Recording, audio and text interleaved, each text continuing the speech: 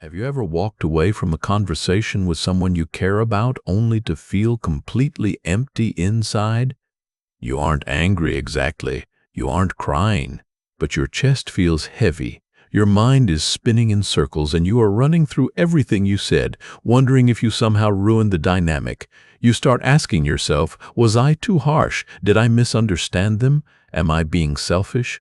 If this emotional hangover happens every single time you interact with a specific person, I need you to pause and listen to me very carefully. You are not losing your sanity.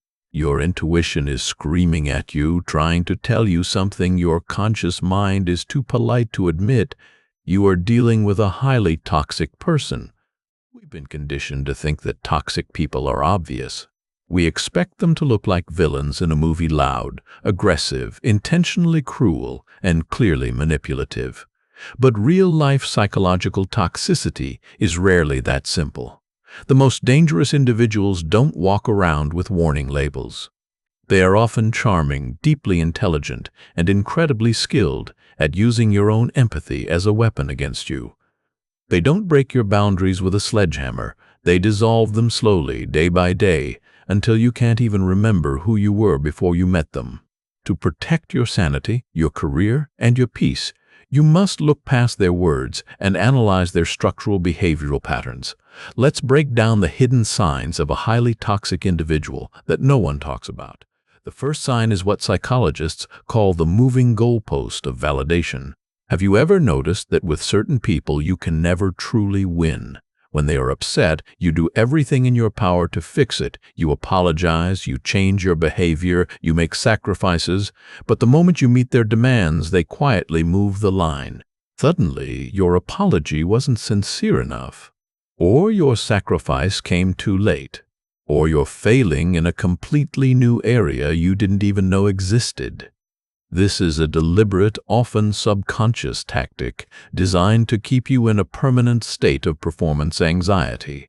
As long as you are running around trying to earn their approval, you will never have the time or clarity to step back and realize how poorly they are treating you. They keep you off balance, so you are always looking up at them for permission to feel secure. The second indicator is a brilliant, terrifying phenomenon: the weaponization of the pivot. Pay close attention to what happens when you try to bring up a legitimate issue. Let's say they hurt your feelings, and you gather the courage to say, "Hey, when you said that in front of everyone, it really embarrassed me." A healthy person might get defensive initially, but they will eventually listen, process, and show remorse. A highly toxic person, however, will instantly perform a conversational pivot. Within 30 seconds, the fact that they embarrassed you is completely forgotten. Instead, the entire conversation becomes about how you brought it up. They will say, "Your tone is incredibly aggressive right now," or, "If you actually cared about my stress levels, you wouldn't attack me after the hard day I've had." Suddenly, the roles are entirely reversed. You went into the room looking for an apology, and you leave the room comforting them, apologizing for your timing, your tone, or your lack of consideration.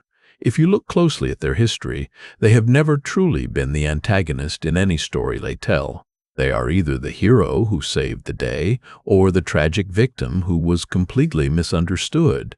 There is no middle ground. The third sign is the curated isolation strategy. Toxic people understand that their control over you only works if you don't have an objective sounding board. They won't demand that you stop seeing your friends or family overnight. Instead, they will quietly sow seeds of doubt. They will say things like, "Your sister seems really passive-aggressive toward you. I don't like how she treats you." Or, "Your friends only call you when they need something. They don't value you like I do." On the surface, it sounds like they are fiercely protective of you. It feels like love.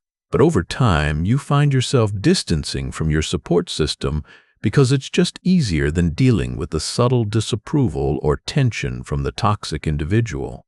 Once your support network is gone, and you are isolated in their echo chamber, their version of reality becomes your absolute truth. When they tell you that you are being dramatic, crazy, or unreasonable, you have no one else to ask for a reality check.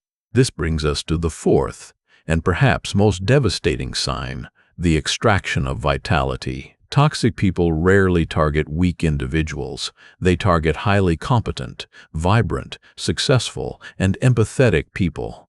Why? Because they feed on your emotional and psychological surplus. They are attracted to your light, but instead of using it to illuminate their own life, they want to consume it so that their own inner darkness feels less terrifying. When you are around them, you notice that your energy levels plummet. Your creativity dries up.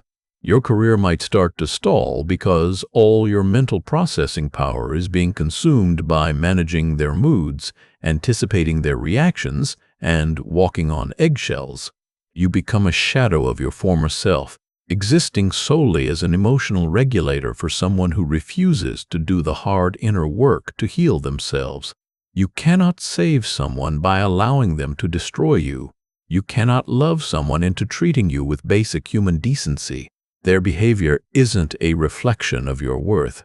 It is an unhealed script they have been playing out long before you arrived, and they will continue to play it out long after you leave unless you make a conscious, definitive choice to step off their stage. So, what do you actually do when you recognize these patterns? The answer is simple, incredibly difficult, and absolutely necessary. You must establish unshakable, clear boundaries, and you need to understand that when you set boundaries with a toxic person, they will not respect them. They will push back, call you selfish, try to guilt-trip you, and escalate their behavior to force you back into compliance. A boundary isn't a rule to control their behavior. A boundary is a declaration of what you will do if they cross the line. If they begin to yell, the boundary isn't demanding they stop shouting. The boundary is saying, I am not going to participate in a conversation where voices are raised. I am hanging up the phone now, and we can try again tomorrow. And then you actually hang up.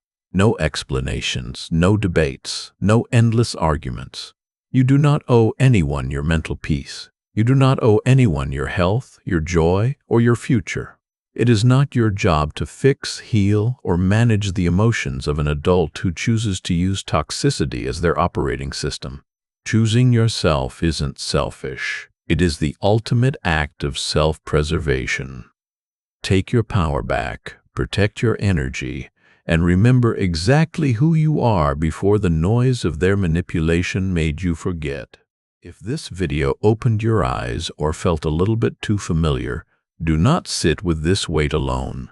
Share this with one person in your life who needs to hear this validation today. Let's start an honest conversation in the comments below. What is one subtle sign of toxicity you had to learn the hard way? Write it down. Your insight might save someone else from the exact same cycle. Don't forget to hit follow for more deep dives into human psychology and self-preservation.